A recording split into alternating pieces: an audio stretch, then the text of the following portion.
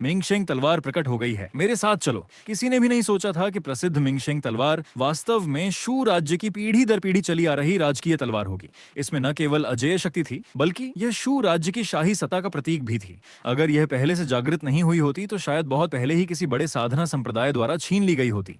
फिर भी शू राज्य का पूर्व बड़ा राजकुमार मेंग शुआनतोंग इस तलवार को पाने के लिए बेहद लालायित था, लेकिन अपने पिता की अंतिम इच्छा के कारण वह अपने मन की लालसा को दबाने के अलावा कुछ नहीं कर सकता था।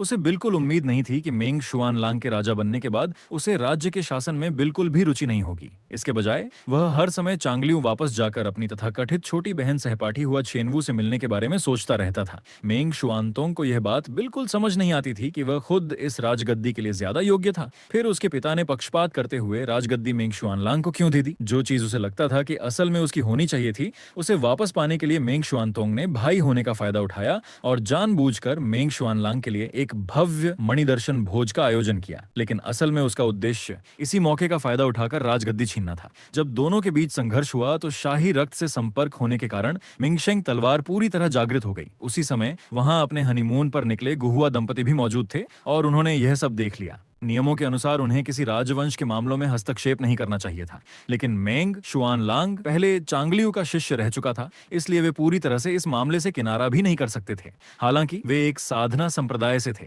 वे मेंग शुआनलांग की जान बचा सकते थे, लेकिन खुले तौर पर राजकीय मामलों में हस्तक्षेप नहीं कर सकते थे। इसलिए बाई जिहुआ ने हुआ चेनवू को डोंगफांग यूचिंग के पास जाकर आगे की रणनीति पर चर्चा करने के लिए कहा।